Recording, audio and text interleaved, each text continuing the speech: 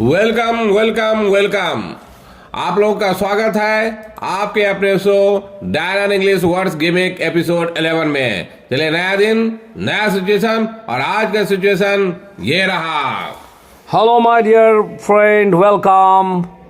Pollution is the hot button issue of today, which aggravates the problem day to day.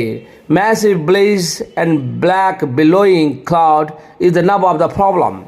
A raft of measures should be taken inarguable, more significant, only wading into the debate and get in a sweat, no longer walk anymore. चलिए, ये situation pollution पे आधारित। चलिए, बिना देरी किए हुए चलते हैं हम आज के पहले वर्ड पर। आज का पहला वर्ड रहा first word of this show, that is heart button. देखिए, एच पे ऊपर लकीर है, ए के आगे दो बिंदी है। एच के ऊपर लकीर है, इसका मतलब एच पे जोर देना होगा, और ए के आगे दो बिंदी है तो इसका मतलब आ हो गया। और बी के पीछे नीचे देखिए लकीर है, इसका मतलब बी पे सॉफ्ट आवाज में बहुत धीरे से बोलेंगे, जैसे heart button, heart button, heart button. This is noun, ये नाउन है और इसका मतलब होता है important and for which have a strong opinion. मतलब बहुत मुख्य है और आजकल अपना स्ट्रॉन्ग ओपिनियन, मतलब उस पर अपना स्ट्रॉन्ग ओपिनियन रखते हैं, मतलब अपना राय रखते हैं, उसको हम बोलते हैं हार्ट बटन। देखिए, एग्जाम्पल के तौर पे पहला एग्जाम्पल है, Rohingya has become a heart button issue. Rohingya has become a heart button issue, मैंने ये रोहिंग्या के बारे में आप लोग भी जाने होंगे। कुछ दिन पहले काफी मीडिया में बहुत प्रमुखता से स्थान रहता था रोहिंग्या का, कि जो इमिग्रेंट है, जो दूसरे बांग्लादेश से इधर से इंडिया में आकर के रहता है, तो वहीं इसलिए मैं बोला कि Rohingya has become a heart button issue, मैंने बहुत ही इंपॉर्टेंट इशू हो गया है आजकल इंडिया में। दूसरा एग्जाम्पल देखिए, second example of this word, that is speaking English become something of A heart button. Speaking English become something of A heart button. आपको मालूम है कि अंग्रेजी बोलना ये बहुत इम्पॉर्टेंट है, और अगर अंग्रेजी आपको बोलना नहीं आएगा तो 100% जॉब पाने में, खासकर एमएनसी में बहुत दिक्कत होता है। जैसे तीसरा एग्जाम्पल देखिए, pollution is a perennial heart button issue of India. Pollution is a perennial heart button issue of India. देखिए, पेरेनियल होता है चिरस्थायी, जो बहुत दिनों से चलते आ रहा है। बाद में हो सकता है कि नेक्स्ट एपिसोड में इसको मैं डिलिनेट कर दूंगा, बहुत डिटेल कर दूंगा, लेकिन तब तक के लिए समझिए, जो ये पॉल्यूशन जो है इंडिया का बहुत ही लंबे समय से ये बात होता रहा है कि पॉल्यूशन इंडिया में बढ़ रहा है और इसको खत्म करना है। खासकर दिल्ली में आप देखिए पॉल्यूशन कितना बढ़ गया। तो वही है पेरेनियल, मतलब बहुत लंबा समय से, जिसको हम बोलते हैं परपेचुअल। पेरेनियल और परपेचुअल दोनों सैनोनिम्स होता है। चलिए, मैं आगे एपिसोड में इसको पूरा डेलिनेट कर दूंगा, तो आप इस पे ध्यान दीजिए और एक एक शब्द पे ध्यान दीजिए, कैसे कैसे हम लोग वर्ड देते हैं, और फिर आप बिल्कुल ही अलग देता हूं। चलिए, आज का second word of this show, that is aggravate. देखिए, एक उल्टा ए है और एक ई, मीन्स उसको ए पढ़ेंगे, ऊपर लकीर है जिसका मतलब उस पर जोर देना है। एग्रावेट, क्या पढ़ेंगे? एग्रावेट। और ई है मतलब ए पढ़ के पढ़ेंगे, aggravate. This is a verb. इसका मतलब होता है to make something bad from worse, मतलब बद से बदतर जो हो जाता है, खराब सिचुएशन, मतलब सिचुएशन खराब होता ही जाता है। जब आप ये शो देख रहे होंगे तो आपको याद आता होगा, आप नेक्स्ट एपिसोड या मेरे पहले कोई भी एपिसोड में जाकर के देखेगा, इससे रिलेटेड भी काफी ज्यादा वर्ड दे चुके हैं हम। तो इससे क्या होगा कि आपका नॉलेज इनहांस हो रहा है, और एक वर्ड के बदले में बहुत सारा वर्ड आ रहा है जो कि आपको सभी जगह काम देगा। जैसे मैं बोलता हूँ up hill and down dale, मैंने सभी जगह काम देगा, एवरीवेयर। चाहे वो कॉम्पिटिटिव एग्जाम हो, या तो बोलने में हो, लिखने में हो, आपका स्टैंडर्ड काफी हाई होगा।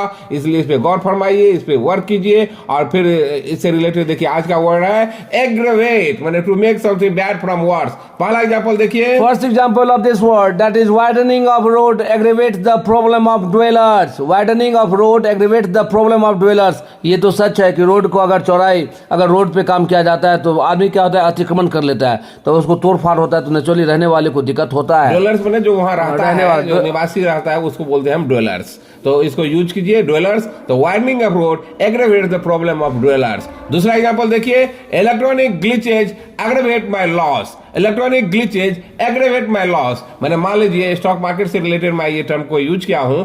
मैंने जैसे एनएससी बीएससी वगैरह जो चलता है, मैंने पूरा इंटरनेट के थ्रू ही चल रहा है आजकल। मान लीजिए वहां पे कुछ टेक्निकल कुछ एरर आ गया, यदि आपका सॉफ्टवेयर नहीं चल रहा है और कोई आपका पोजीशन हो, ह्यूज पोजीशन हो, और नीचे नीचे और नीचे चला गया, तो आपका लॉस फर्दर इनहांस होगा। बढ़ते जाएगा। मतलब सिचुएशन एग्रीवेट होगा। तो इसको हम बोलेंगे electronic glitches aggravate by loss. तीसरा एग्जांपल देखिए, third example of this word, that is after getting operated her health condition further aggravated, means operation हुआ था और उनका सिचुएशन और खराब हो गया, मैंने एग्रीवेट हो गया, सिचुएशन खराब हो गया। After getting operated her health condition further aggravated। आप देखते होंगे कि कोई अच्छे के लिए ऑपरेशन करवाता है, लेकिन कभी कभी उसके बाद उसका हेल्थ और डिटेरिएट हो जाता है, मतलब सही होने के बजाय खराब होता जाता है। उस समय क्या यूज करेंगे? एग्रीवेट। तो इसमें ध्यान दीजिए एग्रीवेट पे। तीसरा एग्जांपल, थर्ड वर्ड देखिए, blaze. Blaze this is a non strong fire, जब बहुत ज्यादा आग लग जाता है बहुत बड़ी मात्रा में, मीन्स प्रिपॉन्डेंस लार्ज अमाउंट में, तो उसको बोलते हैं ब्लेज। देखिए पहला एग्जांपल देखिए, sudden blaze outbreak on the 6th floor due to short circuit. अब ये आम बात है, ये आपको सुनने में आता होगा, बड़े बड़े शहरों में जो मैंने फायर जो आउटब्रेक होता है, खास करके जो आग लग जाता है वो खास करके शॉर्ट सर्किट के कारण ही होता है। इसलिए मैं दिया कि sudden blaze outbreak on the 6th floor due to short circuit. और जब ये वर्ब होता है इसका मतलब होता है बर्न ब्राइट या स्ट्रांगली, बर्न ब्राइट या बर्न स्ट्रांगली, बहुत तेजी से धू धू धू करके जलता है। This is a blaze. देखिए पहला एग्जांपल इसका देखिए, avoid going outside in such blazing sun, जब बहुत ज्यादा धूप हो तो उसमें आप अवॉइड कीजिए, बाहर जाने से अवॉइड कीजिए। बोलते हैं ना हम लोग चिलचिलाते धूप में बाहर नहीं जाना चाहिए, उसको अवॉइड कीजिए। तो वही मैं एग्जांपल के तौर पे दिया, avoid going outside in such blazing sun. और दूसरा एग्जांपल देखिए, second example of this word in as above, in blazing sun bush fire is rampant. और आप देखते होंगे कि बहुत ज्यादा धूप होता है, बहुत ज्यादा चिलचिलाती गर्मी होता है, तो जंगल में आग लग जाता है। इसलिए एग्जाम्पल देखिए, सिडनी में खासकर ऑस्ट्रेलिया इस सब में आपको ज़्यादा मिलता होगा, और हाल फिलहाल में स्पेन में हुआ था, जंगल में आग लग गया था। इसलिए एग्जाम्पल बिल्कुल करंट है, in blazing sun bush fire is rampant.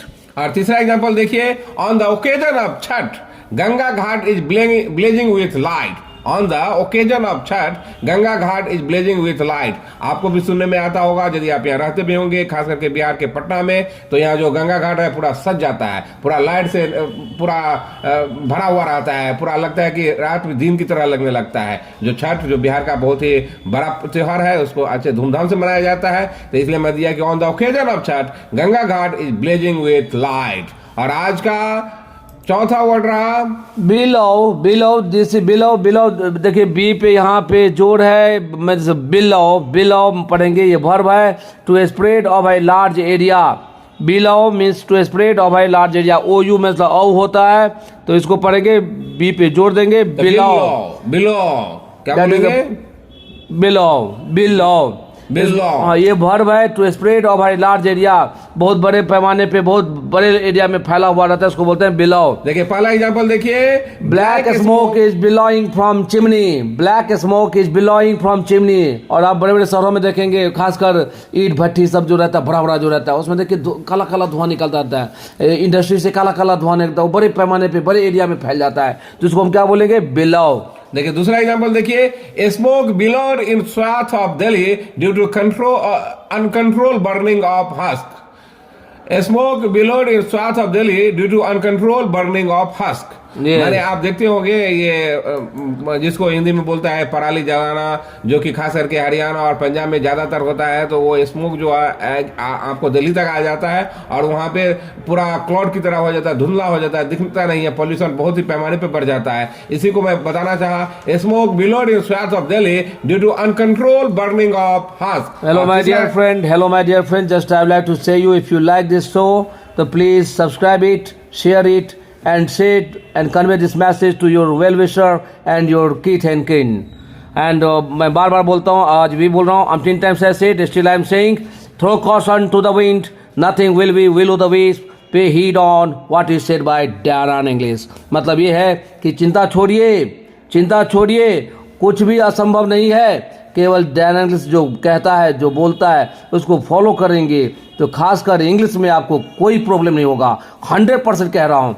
तो देखिए तीसरा एग्जांपल देखिए, enormous clouds of dust billowed in large area due to high gusting wind. आप देखते होंगे जब बहुत तेजी से हवा बहती है, मैंने हवा बहुत तेजी से आ रही है, बहुत हाई स्पीड से हवा रहती है, तो बहुत सारा डस्ट पार्टिकल पूरा इधर उधर छितरा जाता है, पूरा इन्वायरमेंट में फैल जाता है। इसी को मैं बोला कि enormous clouds of dust blowed in large area due to high gushing wind. और जब ये नाउन होता है तो इसका मतलब होता है लार्ज वेव, मतलब इसका देखिए बिलोज ऑफ स्मोक, मतलब ये जो धुआं का है पूरा बड़े एरिया में बहुत धुआं चल रहा है, बोलते ना धुआं का अंबार है, that is billows of smoke बोलेंगे।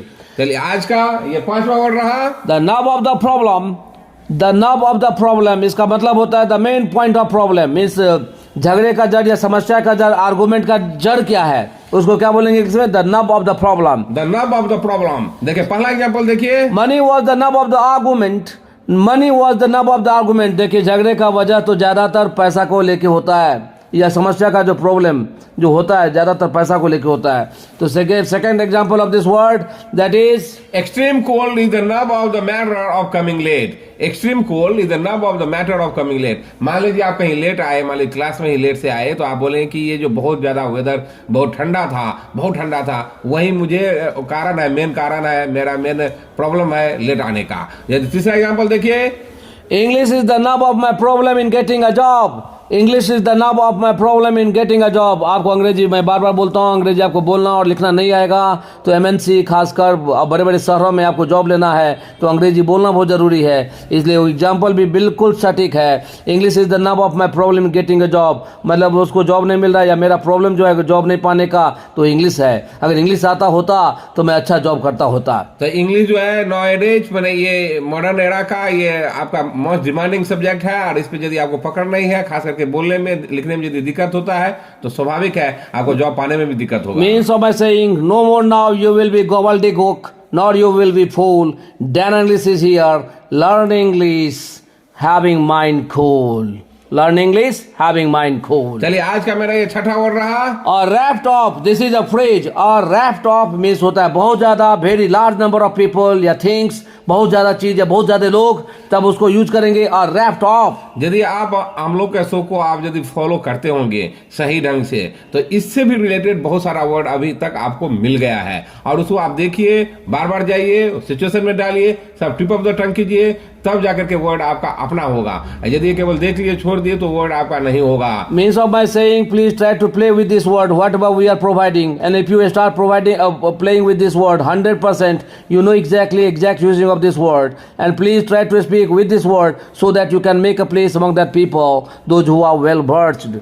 मतलब if you are smart enough, intelligent enough and enthusiastic enough, these qualities in itself enough and enough. चलिए इसका पहला एग्जांपल है ए रैफ्ट ऑफ का। देखिए a raft of measures you should take for getting success, मैंने सफलता पाने के लिए आपको बहुत सारा मेजर्स अपनाना पड़ेगा, मैंने मेथड अपनाना पड़ेगा, तब जाकर के कोई सक्सेस होता है। यदि आपको ये नहीं लेंगे, यदि कोई मेजर्स नहीं है, कोई प्लान नहीं है, कुछ चौकआउट ज्यादा नहीं किए हैं, तो आप सफलता नहीं पा सकते हैं। इसलिए बोला ये raft of measures you should take for getting success. दूसरा एग्जांपल देखिए, raft of students do study for getting government job. A raft of students do study for getting a government job. देखिए यहाँ पे खासकर मैं पटना की बात बता रहा हूँ, यहाँ पे ज़्यादातर स्टूडेंट गवर्नमेंट जॉब पाने के लिए दिन रात लगे रहता है, एकदम मेहनत कर रहा है। और नेचुरली है, अगर आपको मेहनत करना, जॉब पाना है गवर्नमेंट सेक्टर में, वहाँ पे ओमिट होता है, मीन्स ओमिशन होता है, हटाया जाता है, इसलिए एग्जाम भी डिफरेंट स्टाइल में लेता है। इसलिए मैं बोलता हूँ कि please if you want to do something different you have to work hard. A raft of students do study for getting a government job. Third example of this word is India has opted a raft of measures to become a $5 trillion economy. जैसे आपको भी पता है, सबको ये पता है कि मोदी जी का ये सपना है कि $5 ट्रिलियन का इकोनॉमी हम बना के छोड़ेंगे। इसके लिए बहुत सारे मेजर्स गवर्नमेंट ने अपनाया है, ऑलरेडी अपना चुके हैं और अपना भी रहे हैं। इसलिए मैं एग्जांपल दिया, करेक्ट एग्जांपल दिया, मैं फर्स्ट टाइम से बोल रहा हूँ, अभी भी बोल रहा हूँ कि हम लोग का जो सिचुएशन रहेगा, हम लोग का जो एग्जांपल रहेगा, सब कोरिलेट रहेगा अपने जो अभी डे टू डे लाइफ में जो चल रहा है, जो घटना हो रहा है, yes. उसी से रिलेटेड रहेगा, क्योंकि तब आप जाकर के यूज कर सकेंगे, तब आप इस वर्ड को अपना सकेंगे और उसके आधार पे आप कुछ कर पाएंगे। देखिए तीसरा एग्जांपल हुआ, India has opted a raft of measures to become a $5 trillion economy. चलिए आज का मेरा 7वां वर्ड रहा, इनआर्ग्यूएबल। इनआर्ग्यूएबल, देखिए ए के ऊपर जोड़ लकीर है जिसका मतलब जोड़ देना पड़ेगा, उसके आगे बिंदी है तो ये अ नहीं आ पढ़ेंगे, और जे मैं आपको बताया था कि ये सिंबल है तो मैं इसको यौ पढ़ते हैं, और यू के आगे 2 बिंदी है तो इसको मतलब दुर्गु, मतलब इसको लंबा करके बोलना पड़ेगा, आर्ग्यू ओ ऐसे लंबा करके बोलना पड़ेगा। और देखिए इनआर्ग्यूएबल, इनआर्ग्यूबल ऐसे करके। और एक मैं ये कहना चाहूंगा इनआर्ग्यूएबल एंड अनआर्ग्यूएबल बोथ आर सेम। इसका मतलब होता है नो डाउट, नो डिबेट, मतलब डिबेट होना ही नहीं है। इनआर्ग्यूएबल है मीन्स पूरा क्लियर है, उसमें कोई विवाद का बात ही नहीं रह गया जिसमें आप डिबेट करेंगे, कोई शंका ही नहीं है। one of my best student, that is Zeba, is indeed an arguable talented student। ये अपना स्टूडेंट है जेबा, जो बहुत अच्छा पढ़ने में है, बहुत ही अच्छा करती है, तो इसलिए एग्जाम्पल भी मैं उसी के अनुसार दिया हूँ। Zeba is indeed an inarguable talented student. जैसे दूसरा एग्जाम्पल देखिए, removal of article 370 was one of the inarguable decision. Removal of article 370 was one of the inarguable decision. जैसे आप भी जानते हैं, सब ये इससे परिचित है कि आर्टिकल 370 जो हटाया गया, तो मुझे लगता है ना के बराबर कोई इस पे डॉट किया, डिबेट किया, कुछ भी नहीं बोला कि नहीं, सब एक स्वर में बोला कि ये फायदे के लिए है, देश के लिए। And third example of this word, that is inarguably PM Modi is the best politician of their generation. Inarguably PM Modi is the best politician of their generation. ये आपको भी पता होगा, दुनिया मानता है कि पीएम मोदी आज के जनरेशन में सबसे अच्छा पॉलिटिशियन है। इसलिए एग्जाम्पल भी मैं दिया। मैं किसी पार्टी पॉलिटिक्स से मैं नहीं हूँ, लेकिन जब मैं पेपर पढ़ता हूँ, लोगों का व्यू देखता हूँ, उसके आधार पर मैं अपना सेंटेंस दिया। Inarguably PM Modi is the best politician of the generation. चलिए आज का 8वां वर्ड रहा वेड, WADE, वेड। वेड ये वर्ब है, इसका मतलब होता है walk with effort through water liquid. वैसे भी देखिए, पानी में जब आप चलते हैं तो बहुत मेहनत करना पड़ता है, बहुत ताकत लगाना पड़ता है, बहुत प्रयास करना पड़ता है। इसलिए उसको उस समय आप जो वर्ड यूज करेंगे उसको बोलेंगे वेड, वेड। देखिए इसका पहला एग्जांपल है, the road was swamped with water by any how we manage to wade across. मैंने जब ये यदि आप, मैं बार बार बोल रहा हूँ, फिर अभी बोल रहा हूँ, और मैं कुछ वर्ड पहले सोच के अभी एग्जांपल में डाला हूँ, जिसे आप प्रैक्टिस में कर सके और फिर आप रिवाइज कर सके। खासकर मुंबई और दिल्ली में पानी का जब जल जमाव हो जाता है रोड पे, तो आपको चलने में बहुत दिक्कत होता है, बहुत ताकत लगाना पड़ता है, चाहे गाड़ी हो चाहे आप पैदल जाते हो, तो बहुत दिक्कत होता है। तो ये मेरा कहना है कि the road was swamped with water by any how we manage to wade across. जब पूरा मान लीजिए रोड जो है पानी से भर जाएगा, तो किसी तरह मैं उसको मैनेज कर गया उसको क्रॉस करने में, रोड को क्रॉस करने में, इसलिए मैं दिया the road was swamped with water but any how we manage to wade across. दूसरा एग्जांपल देखिए, I have to wade through a swamp.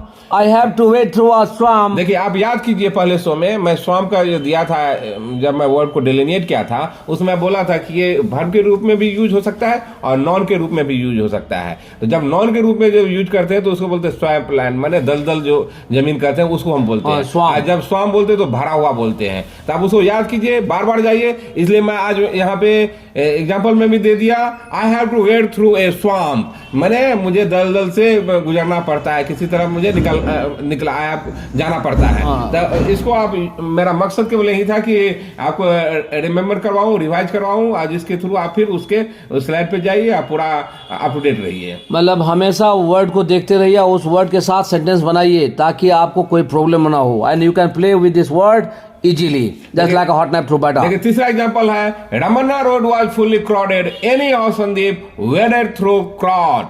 Ramana road जो कि पटना के एक बहुत ही बड़ा फेमस रोड है, जो कि इतना क्राउडेड था, उसमें संदीप जो मैं एक स्टूडेंट है, फिर अगेन वन स्टूडेंट जो कि यहाँ पढ़ता है, बहुत अच्छा पढ़ता है, वो किसी तरह क्राउड से आ पाया, निकल पाया, किसी तरह उसको निकल पाया। इसलिए बोलेंगे Ramna road was fully crowded, any how Sandeep waded through crowd। तो इस ढंग से आप यूज कीजिए और अपने सिचुएशन में डालिए, तब जाकर के वर्ड ये आपका रहेगा। आज का मेरा फाइनल और लास्ट वर्ड है, that is get in a sweat. Get in a sweat, this is idioms. इसका मतलब होता है चिंता, to worry. Get in a sweat means to worry, idioms है। पहला एग्जांपल देखिए, there is no need to get in a sweat about English, because English, the Dan English is here in your locality. Please, if you want to put yourself into that environment, 100% you can speak just like a native speaker। देखिए दूसरा example है, never get in a sweat for result, मैंने आपको result के लिए चिंता करने की जरूरत नहीं है, नहीं करना चाहिए। Yes। और तीसरा एग्जांपल देखिए, most of the people find themselves in getting a sweat before result. ये रिजल्ट से पहले आदमी, ज्यादातर आदमी आपको देखेंगे चिंतित रहता है। इसलिए चिंतित होने की जरूरत नहीं है। अगर आप अच्छा पढ़े हैं तो अच्छा रिजल्ट आएगा। देखिए आज का जो सिचुएशन था उसमें जो वर्ड यूज किए हम लोग, उस वर्ड को हम अभी डिलिनिएट कर दिए हैं, पूरा ईच एंड एवरी नुआंसेस उसका मैं आपके सामने खोल के रख दिया हूं। आप इस वर्ड को यूज कीजिए। फिर से मैं एक बार सिचुएशन पे जाता हूं और अब आप देखिए, बार बार जाइए, बार बार पढ़िए, तब जाकर के ये आपको समझ में आएगा कि ये चीज है क्या। उसके बाद अपना सिचुएशन बनाइए, उसमें अपना ये वर्ड फीड कीजिए, तब जाकर के ये आपको लगेगा कि this word start coming in handy in my life too good. देखिए I hope so you would understand clearly. देखिए एक बार सिचुएशन को देख लीजिए फिर से। Pollution is the hot button is what to die, which aggravates the problem day to day. Massive blaze and black billowing cloud is the nub of the problem. A raft of measures should be taken in arguable, more significant, only wading into the debate and get in a sweat, no longer walk anymore. तो मुझे आशा है कि अभी ये situation आप समझ गए होंगे। इसको देखिए, वर्क कीजिए, वर्ड को अपनाइए, सिचुएशन बनाइए। तब तक के लिए Bye bye.